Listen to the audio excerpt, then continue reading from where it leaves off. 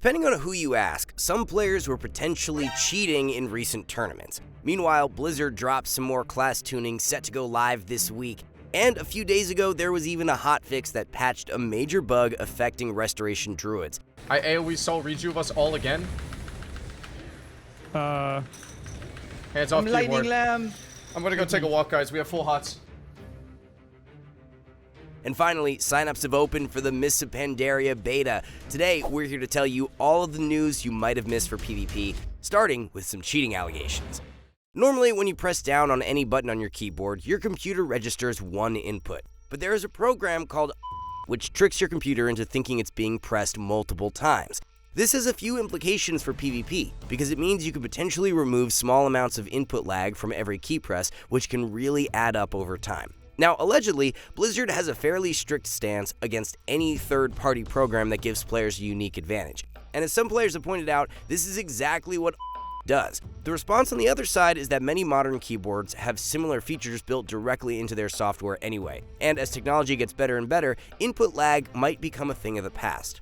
But just to be clear, we wouldn't recommend using these types of programs at all for a few different reasons. Blizzard knows what software you are running on your computer, which means not only are you risking a potential ban, but you aren't really making yourself a better player in the long run. Honestly, why risk it when the best way to gain rating was figured out over 10 years ago and has worked for over 500,000 players? At skillcap.com, we don't take promises lightly. That's why for over a decade, we've been able to make the promise that you'll climb a minimum of 400 rating using our service. And if you don't, well, you get every penny back. No difficult refund process, no catches, no bullshit. We are simply that confident in our service. Solo Shuffle is a whole different beast, and we get that. Playing the right way assumes you have two capable, like-minded teammates, but let's be real, that's just not happening. Which is why, instead of teaching you the right thing to do, we focus on what actually helps you climb at your rating. From essential courses for every role designed to help you rank up fast, to simple-to-digest courses on positioning, game knowledge, strategies, and so much more. SkillCapped is the #1 service to rank up fast. Check out the exclusive discount link in the description below and start your climb today. Before we update our tier list, we should note that this week's changes were mostly PvE focused. There's a lot of tuning aimed at tanks, which we typically don't talk about, as well as some buffs to the underperforming specs in Raids and Mythic Plus, which is why a lot of the patch notes will seem a bit weird. With that in mind, it's time to look at all the changes happening to the melee meta this week. First up, we have some buffs to the Deathbringer hero spec for Frost Death Knights, which really hasn't seen much play so far this season. One thing to understand is that Deathbringer is the Omega one-shot build, if you can even believe it at this point. That's right, this week Frosty Case might be testing out yet another gimmicky one-shot, but as the saying goes, don't put all your eggs in one basket, especially when that egg is your win condition.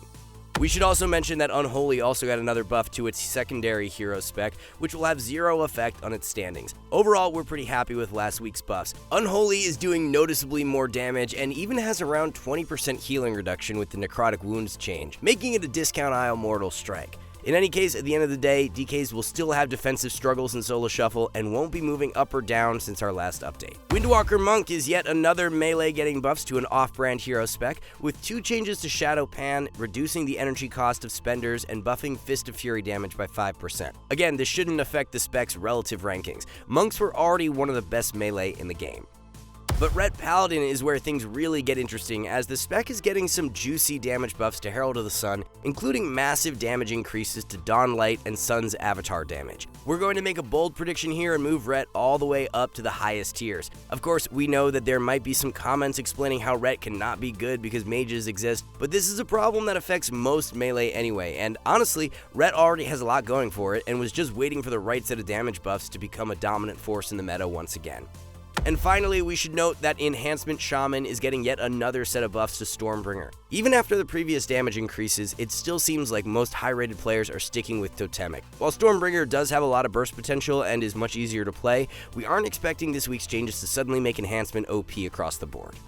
As always, we're keeping ourselves accountable for our previous predictions, which is why Feral will be moving back up to the S tier. A wise man once said, maturing is realizing Feral is the best spec. This week, Ret Paladin will definitely be on our radar. We're predicting it will be at least A+ tier and potentially even S as a bit of a wild card.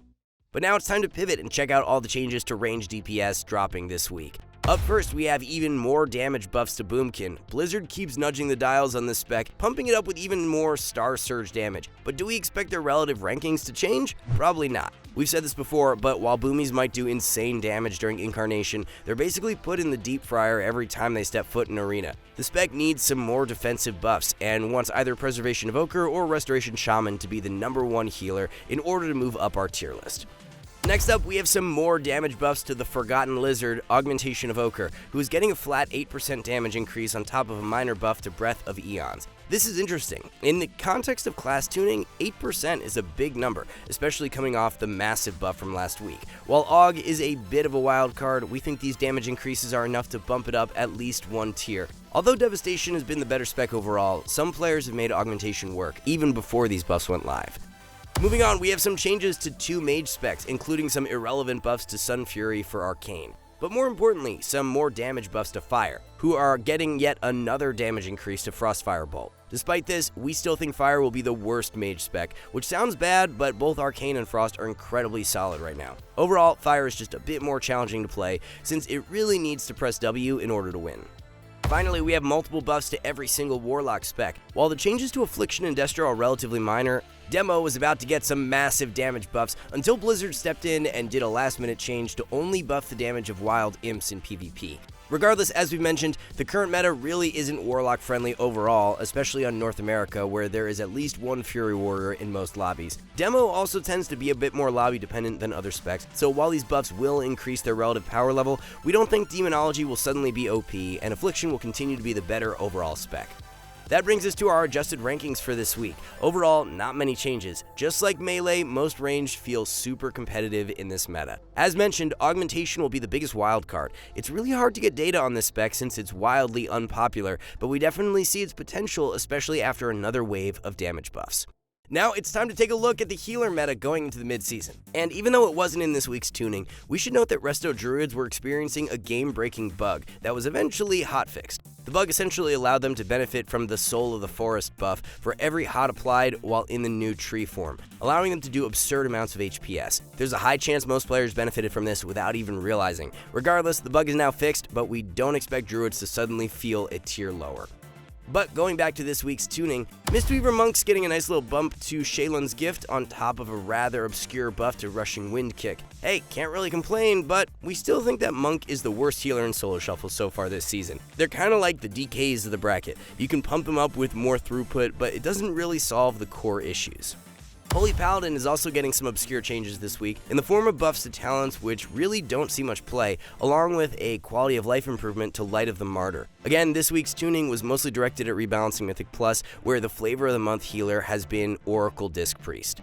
And speaking of which, Oracle Disc Priest is getting some nerfs that will spill over into PvP with a very minor reduction to atonement healing, at least according to our napkin math. Even though this is a Solo Shuffle tier list, we should note that Discipline Priest actually had a showing in last week's AWC. While Holy had taken the spotlight, we'd like to remind everyone that Disc is still really good. We should also note that Void Weaver was buffed yet again. This could be the world record for the number of buffs a hero spec will get in an entire expansion. And finally, Holy Priest is also getting some relatively obscure buffs, mostly to talents and spells that aren't really used at all in PvP. We shouldn't have to remind you that Holy is the best healer right now across every single arena bracket, and these changes won't actually be changing anything at all. So, for another week in a row, the healer meta is actually looking quite balanced. Of course, there are 2 obvious outliers, and with a single nerf to Holy Priest and more buffs to Mistweaver Monk, we might finally find ourselves in a state of perfect stasis. But before we do, we have some news about MoP Classic. Signups have officially started for the closed beta, with the game set to release before the end of August. We know many players have viewed Mists of Pandaria as one of the best expansions of all time, especially for PvP. In fact, this was the expansion where we had a giant house filled with a bunch of PvP nerds, and 2 of them actually went on to win BlizzCon in 2013. So honestly, we're pretty excited, at least on paper. Of course, every classic expansion isn't a one-to-one copy of the experience playing the original game, but do you think things will be different this time around? Let us know your thoughts on MoP Classic and whether you're planning to try it out. And if you're sick of feeling hard stuck this season, you need to take our courses. We are the #1 service for mastering any spec in PvP, allowing you to skip the annoying process of trial and error. Pair that with our courses on game knowledge, positioning, and more, and you will save time while actually gaining rating. We've even leveled up our add-on, which now shows Basilisk directly in-game as a part of the #1 PvP UI. And to help you stay ahead this season, you can now import talent strings automatically without needing to tab out. Skillcapped is the only place that promises you will actually reach your potential thanks to our rating gain guarantee. Be sure to click the special link below to get started. For now, we want to thank you all for watching. See you soon.